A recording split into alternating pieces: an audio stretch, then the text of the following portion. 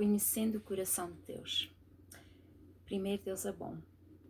A palavra bom é usada para descrever como correu o nosso dia, como nos sentimos, ou como foi o sabor de uma certa refeição, não é?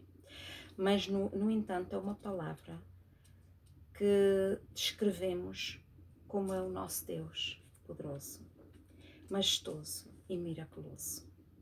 Parece estranho, não é? Mas pelo fato de usarmos a mesma palavra para descrever o nosso Deus e descrever como foi o nosso almoço, né? É a mesma palavra, a mesma expressão que usamos. Podemos ver a evidência da bondade divina em todos os lados, em cada dia, em cada situação. Até mesmo quando não nos apercebemos da sua bondade, Ele é bom. Ele é mesmo bom. Enquanto Deus faz coisas boas, a sua bondade é mais do que aquilo que Ele faz, vai além daquilo que percebemos, não é? Porque bondade é quem Deus é. O Salmo 25, verso 8 diz: Bom e reto é o Senhor, pelo que ensinará o caminho aos pecadores. Não é? Deus é bom, Ele é reto, Ele é justo, é amor. Mesmo quando pecamos, Ele é bom. Ele nos ensina o caminho, mesmo no meio da nossa rebeldia. Mesmo quando, como o verso diz, Ele ensinará o caminho aos pecadores. Quer dizer que eu estou no meio do pecado e Ele mesmo assim está a cuidar de mim. Quando está tudo bem, gritamos Deus é bom.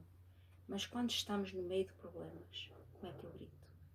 Quando os desafios aparecem ou quando a vida se torna super difícil. Quando alguém querido morre, quando somos despedidos de trabalho, quando aparece um câncer, quando a esposa nos trai ou o esposo, quando um filho se torna rebelde ou vai por maus caminhos, Deus continua bom nessas situações? Será que é assim que eu me sinto? Os seus caminhos ainda continuam excelentes nos nossos corações, no meio desses grandes problemas? Ele, Deus, continua mais valioso para nós do que qualquer outra coisa no meio desses problemas. A verdade é que a bondade de Deus não desaparece quando as nossas circunstâncias mudam. Ele é sempre o mesmo. Não somente isso, mas Deus é bom o tempo todo. Ele nunca pode não ser bom. Bom é quem Ele é. Ele é a definição de bom. E bom é o que a gente descreve algo quando é maravilhoso. Quando algo bom acontece, Deus é bom. Quando algo mau acontece, Deus é bom. Por mais difícil que isso seja de aceitar, é a pura da verdade. É como o sol. Num dia nublado, não o podemos ver, porque ele está escondido atrás das nuvens, mas continua lá. O mesmo é verdade quando temos dor e desapontamentos nas nossas vidas. Esses problemas toldam, são as nuvens que estão a toldar essa bondade de Deus que nós não vemos e impedem a nossa visão de vermos a bondade divina. Mas podem ter a certeza, porque bondade é quem Deus é. Normalmente, durante os nossos desapontamentos e dificuldades, questionamos a bondade de Deus, não é? Eu às vezes faço isso.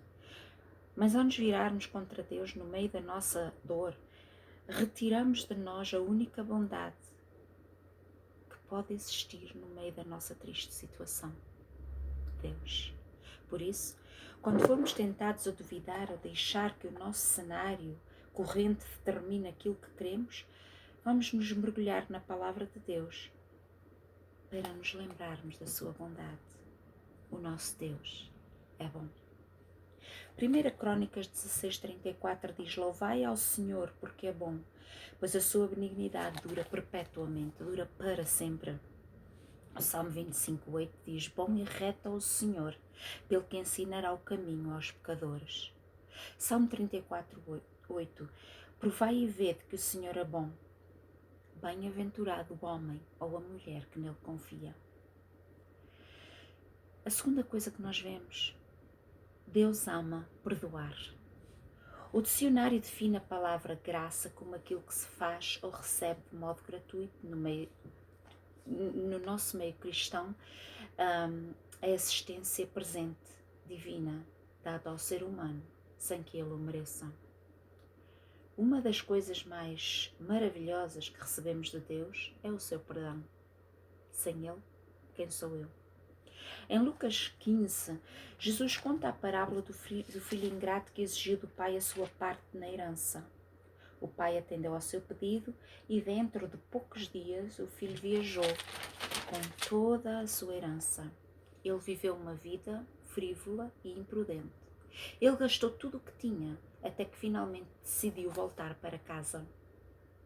Para sua grande surpresa, o seu pai estava à sua espera e, ao vê-lo, correu para ele, abraçando-o, com o coração cheio de perdão. Foi um perdão inesperado. Ele não esperava isso, não é? Adoramos ler esta história porque é uma história que nos mostra o amor a quem não merece. Eu mereço esse amor? Duvido. É assim que Deus se sente para conosco. Mas também acabamos por não nos sentirmos ligados à grande celebração que aconteceu, à chegada desse filho tão ingrato, porque esse pai tinha um amor enorme. Ele tinha uma graça espantosa e um perdão esmagador, indiscutível, derramado sobre um filho que não merecia, não merecedor. É lindo, mas, ao mesmo tempo, é inconfortável, não é? Nós não entendemos esse perdão. É assim que o perdão divino trabalha. Deus nos perdoa livremente por causa do ato de Jesus na cruz. Recebemos perdão porque Ele nos deu perdão. Os nossos atos de boas obras não nos ajudam com nada. Apenas a morte de Jesus pode salvar. Não há nada que eu possa fazer para me dar essa salvação. Nós queremos ser perdoados, mas francamente não sabemos como receber esse perdão livre. Não pago, é grátis. Porque receber um perdão que não só não merecemos, mas ao mesmo tempo nunca faremos o suficiente para o merecermos. E muito mais do que aquilo que as nossas mentes podem alcançar. Esse perdão vai além do que eu entendo de perdão e amor. Graças a Deus, o seu perdão é algo que qualquer um que crê nele pode alcançar. Lembrem-se, qualquer um. Porque Deus é um Deus perdoador, faz todo o sentido que nós também exercitamos esse tipo de perdão para com as pessoas à nossa volta. Agora está a virar, não é? Mas perdoar outros vai-nos custar algo. Será difícil, requer esforço. Vai contra aquilo que queremos. A nossa natureza pecadora quer vingança, não é? Não só isso, mas às vezes pensamos que certos pecados não são tão más, enquanto outros são muito más. Uns merecem perdão, outros não. Será? Nem todas as consequências, nem todos os resultados do pecado são iguais. Mas apesar das consequências poderem ser diferentes, Deus odeia todo e qualquer pecado por igual. Mas, louvado seja o nosso Deus, Ele não nos odeia. Ele está à nossa espera, ansioso, para voltarmos para casa. Ele está pronto a correr para nos abraçar e celebrar e nos sobrecarregar com a sua graça e aceitação e perdão. Lucas 15, de 11 a 32, nós lemos a história do filho pródigo. Não é? E então eu vou ler essa história que diz assim: E disse: Um certo homem tinha 2 filhos. E o mais moço deles disse ao pai: Pai, dá-me a parte da fazenda que me pertence. E ele repartiu por eles a fazenda. E poucos dias depois, o filho mais novo, ajuntando tudo, partiu para uma terra longínqua e ali desperdiçou a sua fazenda, vivendo dissolutamente.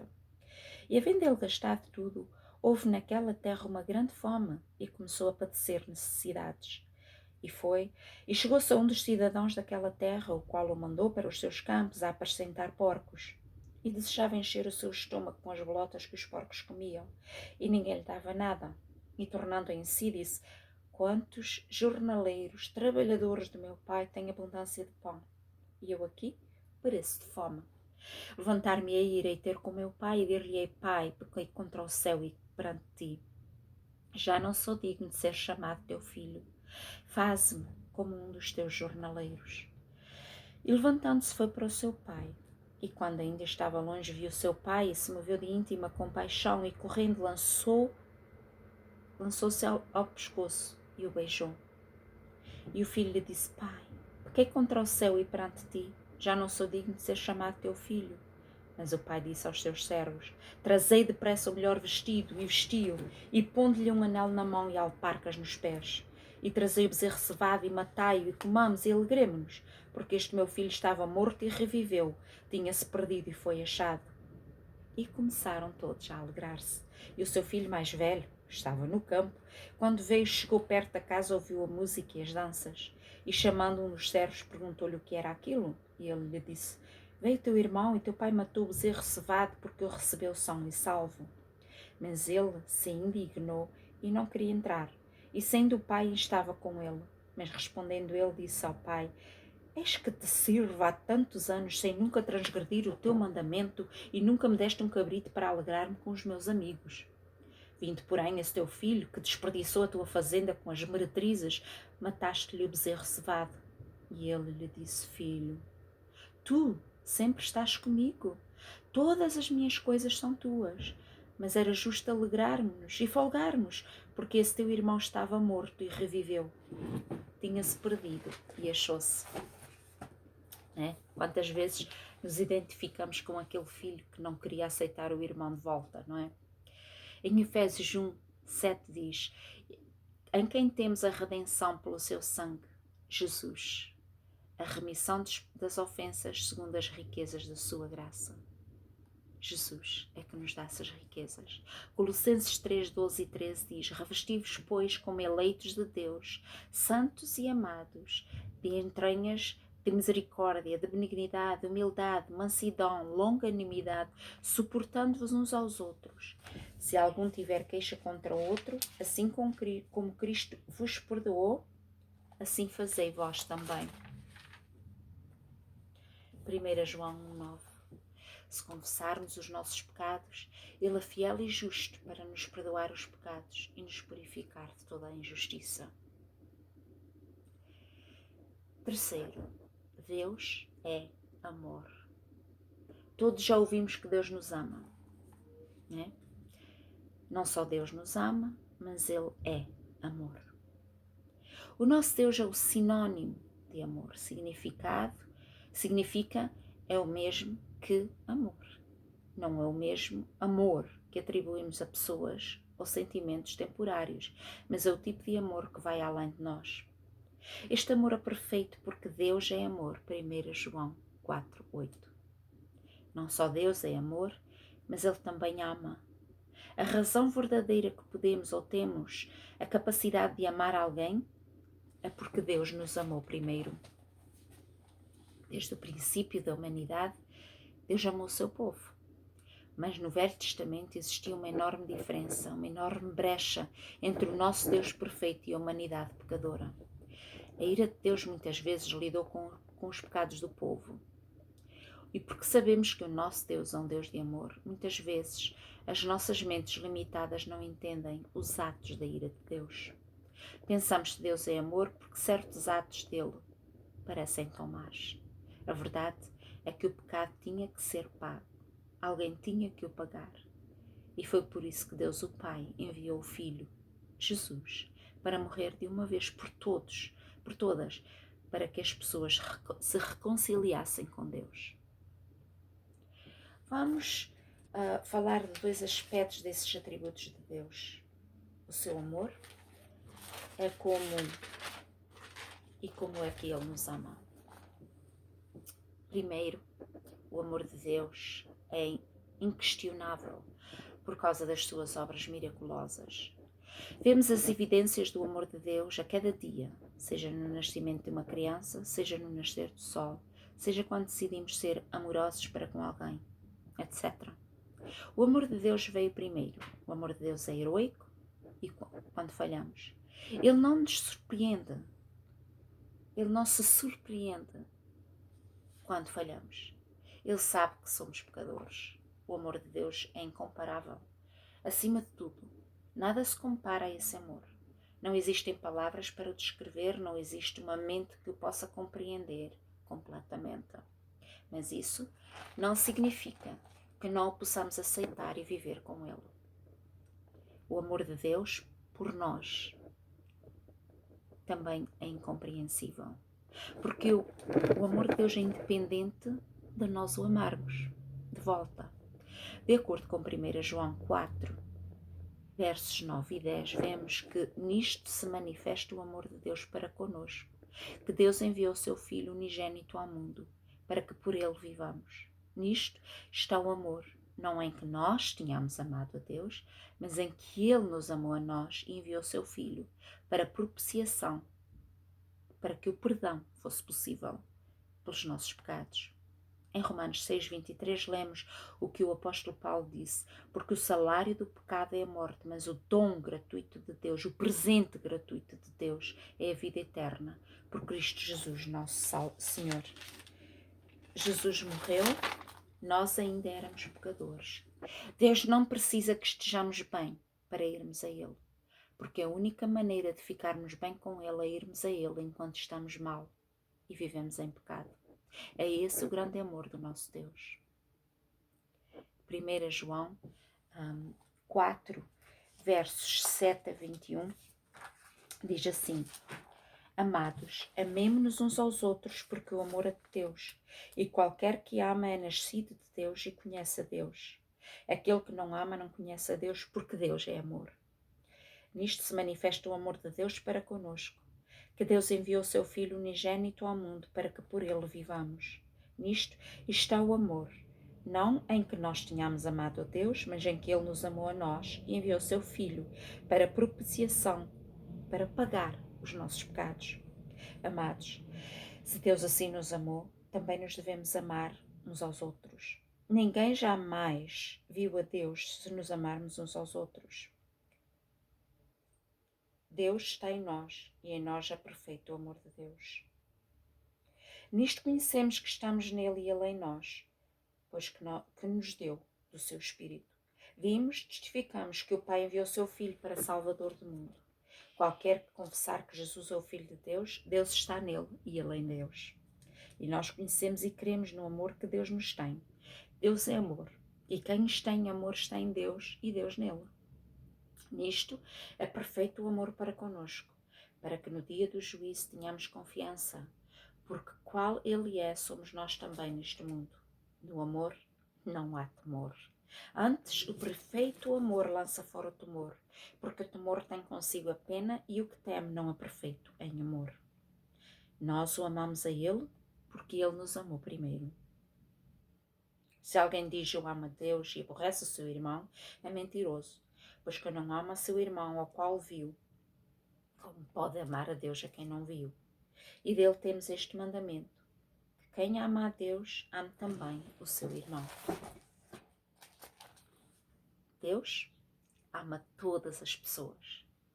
João 3,16 diz, porque Deus amou o mundo de tal maneira que deu seu Filho unigênito, para que todo aquele que nele crer não pereça, mas tenha a vida eterna. Este verso é a essência do Evangelho, é o centro do Evangelho. Afirma que o Evangelho é boas novas e é o plano de Deus para nos salvar. Salvar nós, os seres humanos, que somos pecadores, e salvar-nos de ficarmos separados de Deus pela eternidade fora.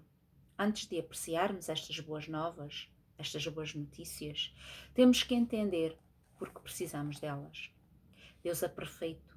Ele não tolera pecado ou imperfeição, como somos pecadores e imperfeitos. Nunca que Deus poderá se relacionar connosco. Mas, em lugar de esperar que fôssemos perfeitos para que o pertencêssemos a Ele, para o podermos conhecer, Deus mandou seu Filho Jesus à terra para fazer com que tudo ficasse bom e perfeito conosco. Porque por nós próprios nunca conseguiríamos fazê-lo. É por isso que o Evangelho é boas novas. Como João 3,16 diz, aquele que crer Não parece. No momento que eu creio, Jesus limpa o meu pecado.